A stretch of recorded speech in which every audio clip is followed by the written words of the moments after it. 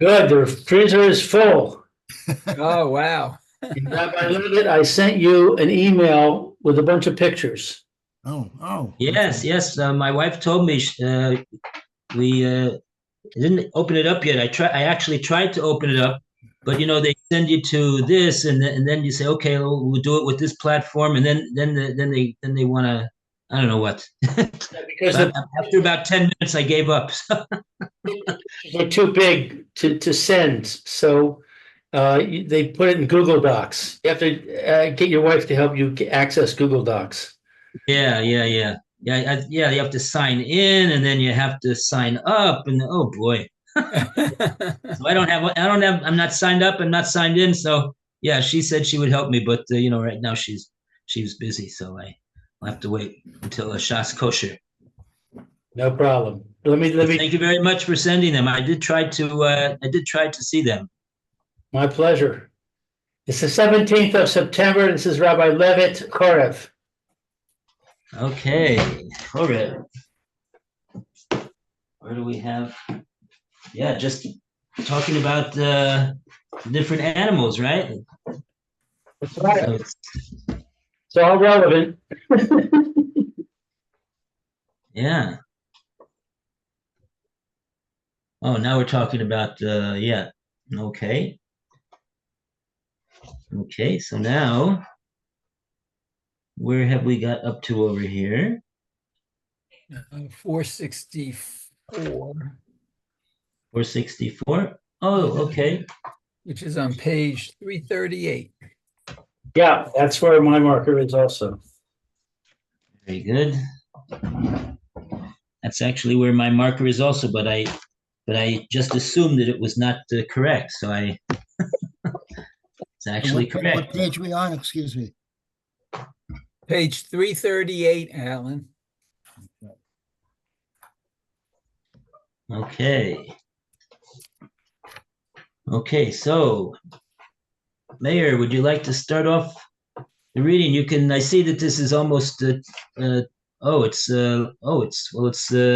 like it's about 4 pages over here. Oh, no, it's not 4 pages, it's only 3. Oh, okay. It's a long one. I might ask for help why afterwards. Let's see. Okay, anyway, let's start. It says, the point of view brought those of our forefathers who strove to reach especially high standard in purity, ennoblement, and satisfaction of life to the stage where, as a means thereto, they applied the stricter rules of purity, tahara, concerning of partaking of holy food, kodshim, also to their usual meal, chulin. However, that which our sages taught for common usage is enough for the average Jew today. Our sages prescribed the washing of hands, netilat yadayim, only for those foods included in the concept of bread. After you have washed your hands, guard yourself against touching the covered parts of the body at all, or from touching unclean things. Such touching demands washing again. Only in the desert or when in danger are you freed from netilat yadayim, and you may eat with gloved hands. At least 1 revi'it of water, a measure of 1.5 eggs, is required. Yet do not limit it to this. After washing, drying hands carefully. The washing of the hands for the eating of bread should be from a vessel which contains at least 1 revi'it, measure of 1.5 eggs, of water, and has no hole through which the water might enter from outside other than the opening, and can, standing by itself, contain a revi'it, unless it is originally designed not to contain anything while so standing. Oh, we lost Alan. Okay. Let's see, let me go on. One should pour directly from the part of the vessel which is designed to contain the water. The water should be poured over the hands directly by human effort. It is not enough to wash the hands in the vessel.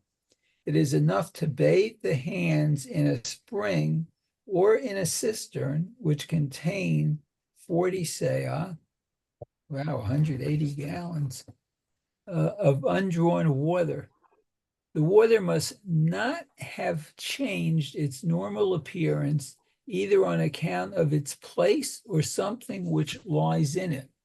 No work may have been done with it. No dirty animal may have drunk from it. It should still be drinkable to at least a dog. Furthermore, water with which someone has washed is invalid. Furthermore, water with which someone has washed is invalid. For various people who are washing their hands directly after each other, it is enough if there was a revi'it therein for the first one only. It's interesting. As a rule, the hands must be free of all alien matter before the water is poured over, such as dirt, rings, and so on, unless it is regarded as alien. In other words, dye sticking to the skin of a dyer, etc. But even then, it should not cover the greater part of the hand.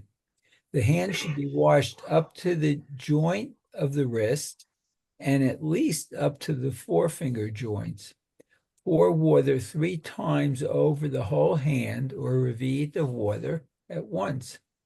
But wash off all the dirt beforehand. Rub the hands one upon the other after you have poured water over both of them, and guard yourself against touching any spot which has not been reached by the water.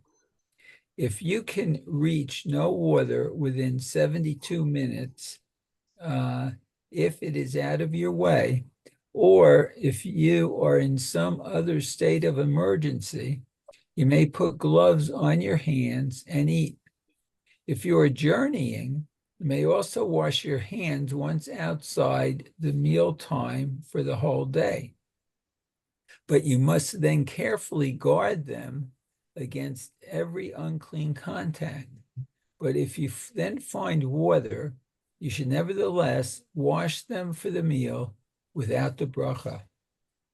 It is interesting to note how that which was instituted by our sages for Netilat Yadayim for meals demands exactly the opposite to that which is demanded for bathing in a mikveh. In the latter case, the person who has become tameh through certain conditions or contact with certain objects should be spiritually reestablished by immersion into the sphere where there is no tuma, namely in the sphere of the elemental world, or perhaps by a return to the primal condition, which was governed by water, thereby also beginning a new existence. In the case of gathering water for the mikveh, therefore, all human activity and everything which has already become part of the human personality, namely a kli, a vessel, must be kept away. But here, in the case of Netilat Yadayim, where the animal in man is to be dedicated to the purely human, it is just that which belongs to human activity and human personality that is demanded. The water should therefore be poured from a kli and directly by human effort. Hmm.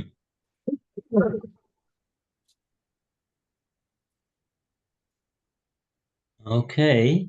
That was quite an effort. Go ahead.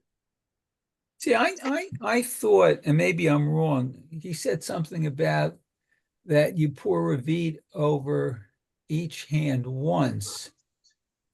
I was sort of learned or taught that you do it twice. Once is, I guess, getting the quote dirt off, then once to get the tumor off, before you bench. But Well, actually, I was going to point that out. he said 3 times over the whole hand. Well, Oh, okay, so what we have to understand over here is that there's really two different types of natilas that we do. We do. okay. Oh, Alan is coming in. There's two types of natilas, and sometimes people get mixed up over here.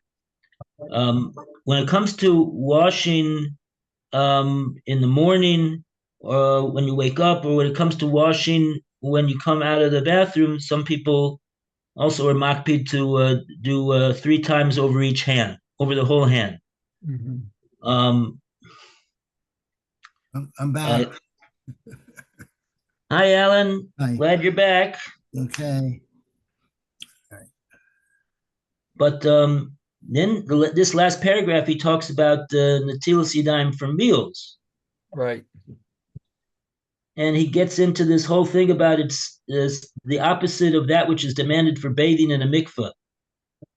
I didn't quite understand, didn't quite follow what he was getting at over there. But if I would have been writing the sefer, I would have immediately said that the seder for washing the hands is different as well. He doesn't note that. And then I started thinking maybe I have to make sure that take a look in the halacha again and see. But what I remember from washing for Suda is that you don't wash first this hand and then go to the next hand and then to that back to that hand, and then like you do besirugin when you're washing in the morning.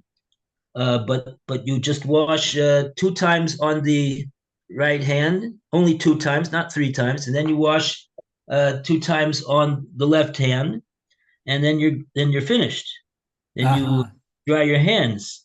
And some people, some people they don't. They do it the same way that they do when they wake up in the morning as when they do for a Suda.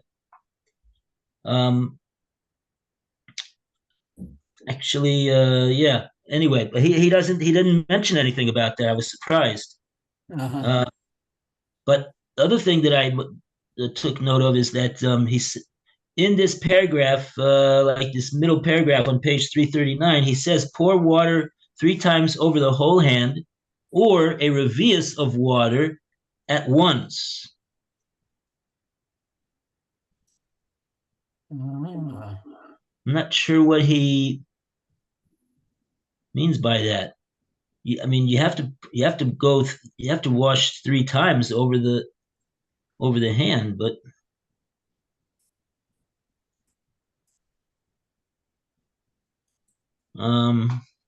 okay. And the other thing, leave that on the side.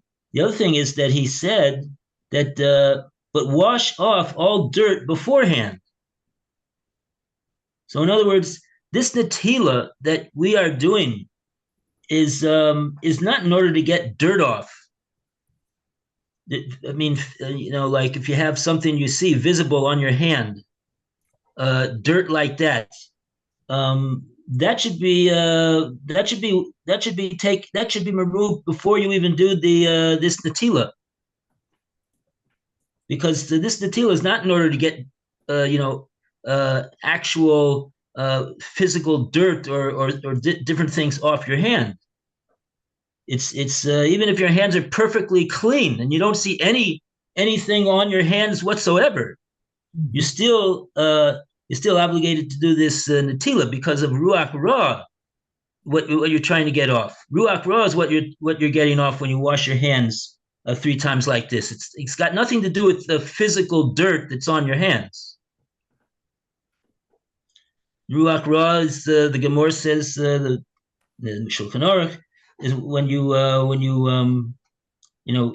descends on a person when he goes to sleep at night, or if he touches a place which is uncovered. This is the idea of the Natila, is to remove a ruach ra. He doesn't mention that over here. What's the purpose of the Natila?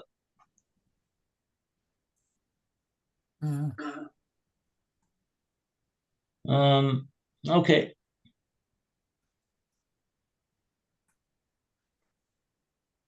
All right.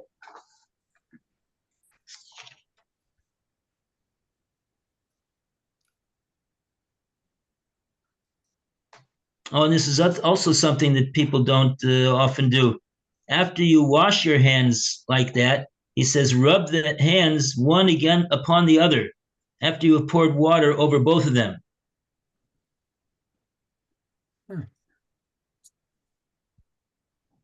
And guard yourself against touching any spot which has not been reached by the water. Mm.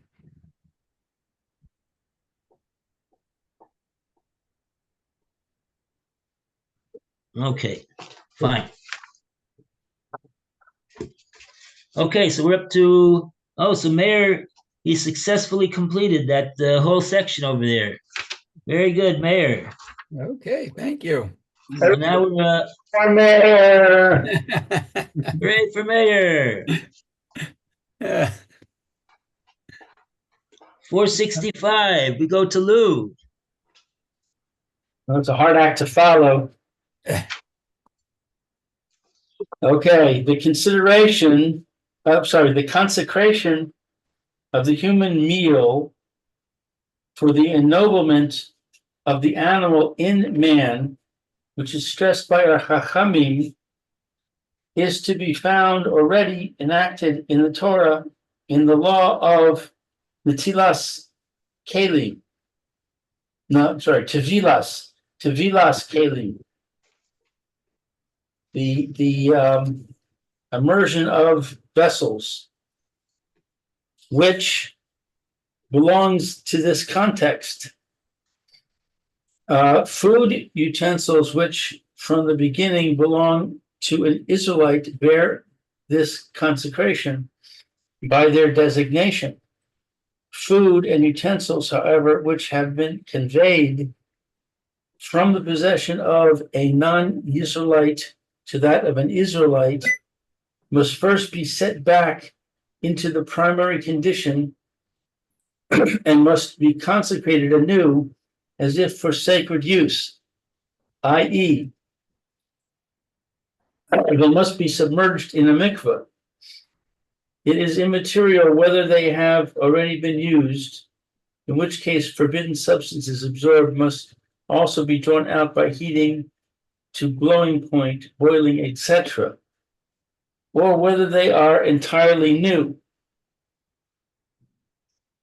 In this case, the Tevilas Kelim, the human element of relationship between the person and the vessel, appears to show itself in that while vessels which have become tameh by touching a corpse, etc., need to be immersed only in a quantity of fountain water deep enough to cover them. Here, however, the mass of water of 40 saw, about 180 gallons, which is required for the immersion of a human being, tevilah, is prescribed. Only food utensils need to have tevilah, that is, those which belong to the preparation of and eating of food, come directly in contact with food, or serve in the preparation of edibles. Further, only those whose form is changeable and therefore also their designation. Thus, the material may previously have served and may still serve another purpose. It applies to all utensils of meltable materials, such as metal and glass, and also those in which metal and glass only have a considerable part, e.g., if they are held together from within by metal nails, etc., or glazed vessels, etc., but not wooden, earthenware, utensils, etc., where metal and glass do not form an essential part but are only for ornament, etc., then the vessels are submerged without a bracha. The law of Tefillas Kalim applies only to those vessels which have been conveyed into the real possession of an Israelite, but not to those which are borrowed. The essential prescriptions for the mikveh are that the water gathers in the place without going over into the sphere of human personality, i.e., without entering a vessel and without being conveyed by anything which by its nature can become tameh. Thus, it should either come from a fountain or from rainwater, or not be led through and over that which is capable of becoming tameh. If it be rainwater, then it should be static and not flowing. Further, it should amount to the adequate measure, etc. And the main prescriptions for Tevila are that no alien matter which may interpose between it and the water should stick to the object, and that it should be completely submerged underwater. Okay. Okay.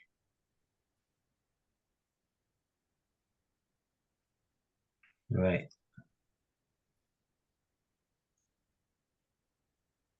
Mm-hmm.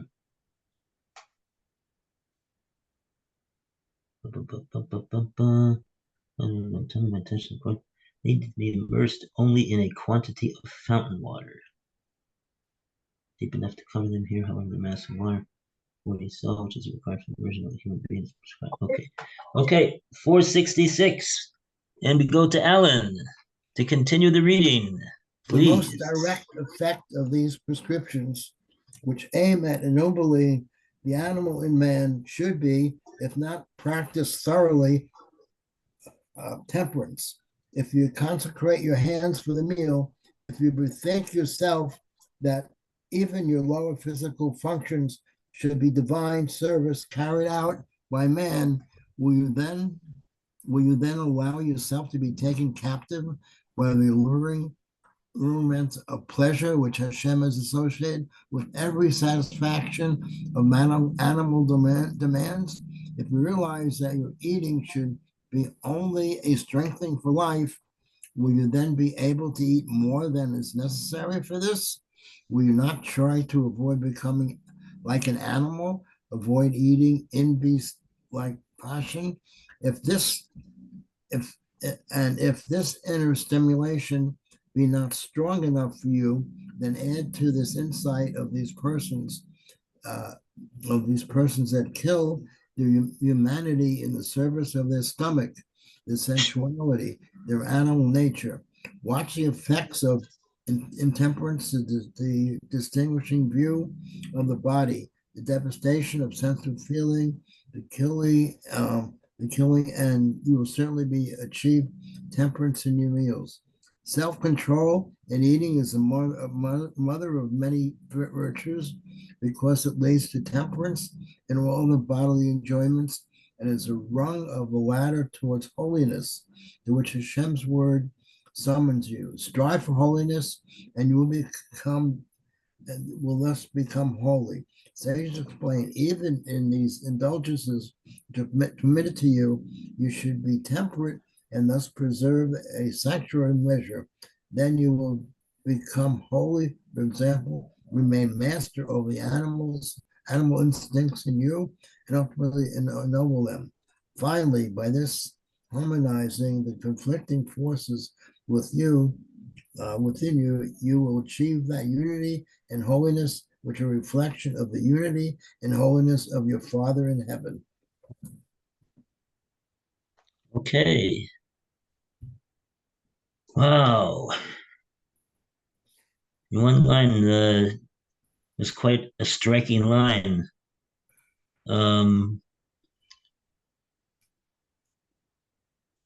Right. It's talking about overeating. If you realize that your eating should be only a strengthening for life, will you then be able to eat more than is necessary for this? Will you not try to avoid becoming like an animal? And if this inner stimulation will not be not strong enough for you, then add to this the sight of those persons that kill their humanity in the service of their stomach. Wow. Okay, so, all right. So with that, we have concluded covering and ennobling of animal nature. A round of applause for this chapter, 69, is it? Yep. 69, okay. Mhm. Very well. And now we go to chapter 70. And we go to Roy to continue the reading. Oh boy, we got a lot of psukim here. Maybe I don't know. I don't know how much benefit there is in looking at these psukim, especially in the language is so remote to us. Maybe we could just start on the section 467. We're talking here about vows, free dedication, and binding oaths. Neder, Nedava, Va'avas, Isum.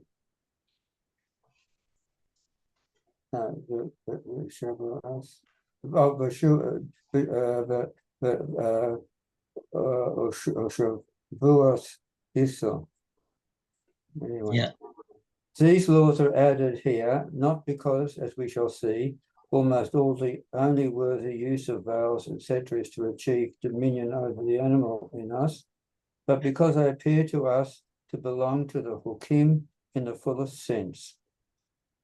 For we consider as hukim those laws in which God appears as a representative of all the beings which seem to be subordinate to our arbitrary will, from the soil of the earth up to the very power which dwells within us. So there is no law which more rightly belongs to this class than the one in which God, as the representative of our word against ourselves, demands worthy regard for our word, regard for ourselves in our own word, even where the right of another is not concerned.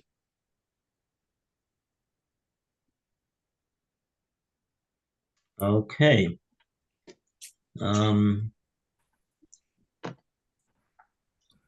Okay, let's go further. 468. And we go back to Mayor for a second round. Oh, okay. Very good. 468. Not as long as the first one, but okay. Average it out. Yeah. Yeah.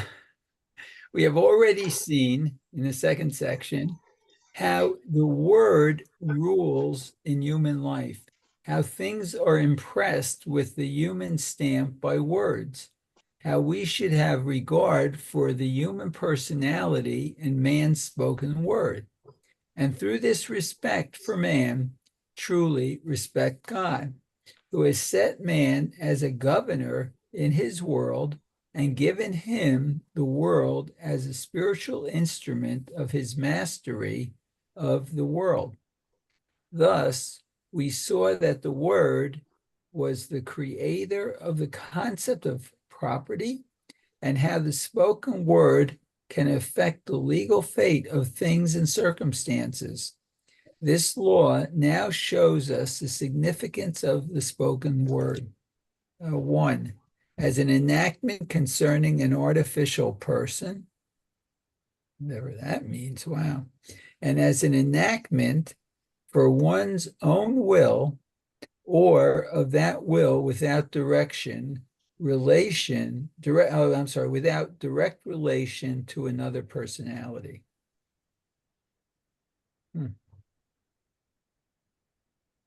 Mm-hmm. Okay, 469. Back to Lou. 469. Enactments concerning an artificial person. Into this category fall the cases in which a person dedicates by word of mouth part of his property for the benefit of some personality that does not actually physically exist, only exists in thought, i.e., for the benefit of some purpose recommended by the Torah, which purpose does not merely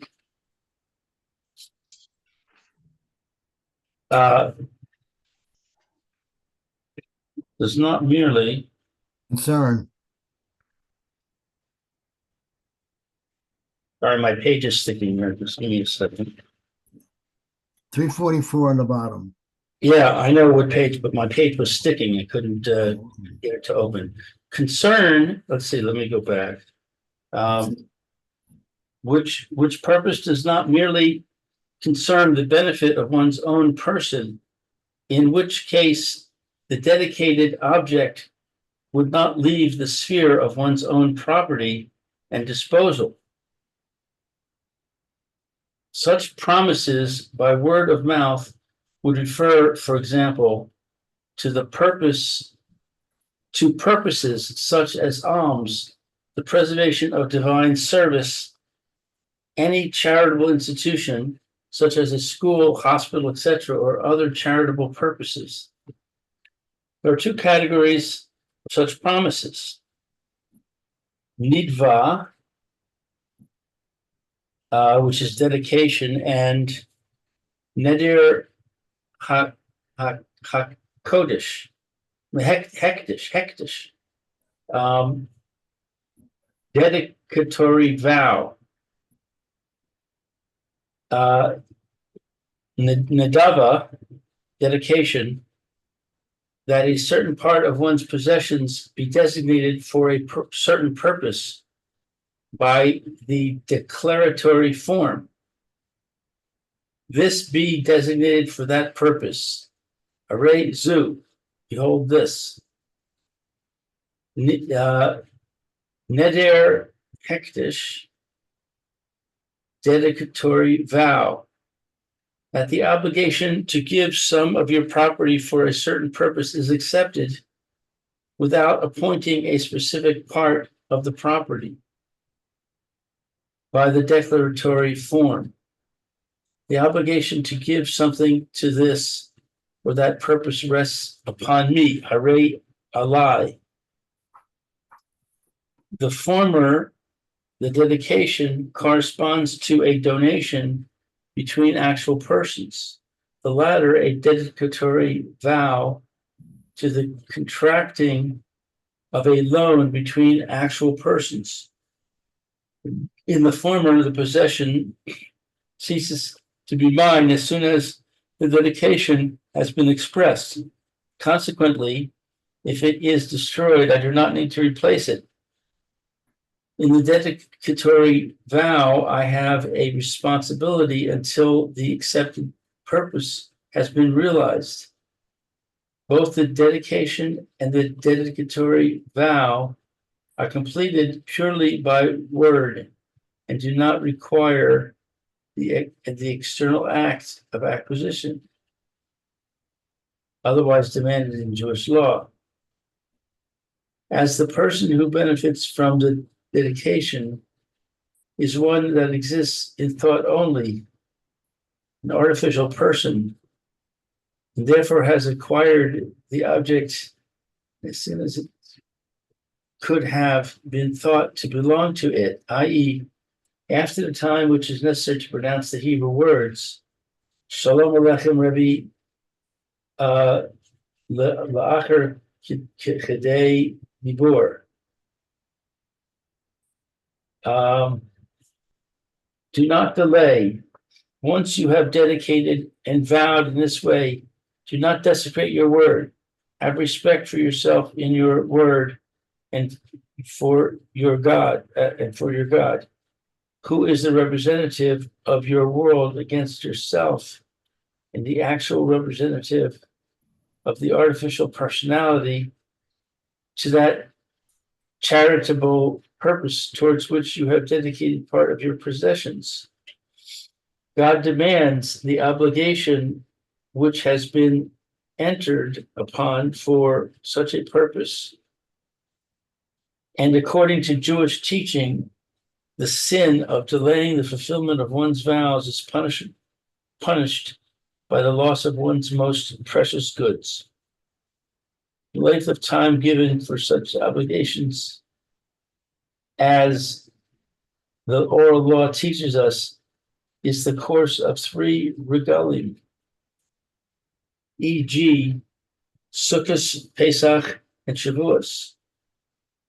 Yet an alms vow must be fulfilled immediately unless a specific time, terminus ad Q, was conditioned in the vow itself. But if there are no poor, one should wait until they appear. Yet everyone may lay aside a sum of money for tzedakah in order to divide it out piecemeal according to circumstances, if this was intended as a condition at the time of the vow. Tzedakah money, which has been vowed in the house of prayer, which is usually collected by the tzedakah administrator, according to tradition, must be paid only after the administrator has demanded it. But then it must be given immediately. Otherwise, it means an infringement of the prohibition of Baltashkis, i.e., not delaying the fulfillment of a vow.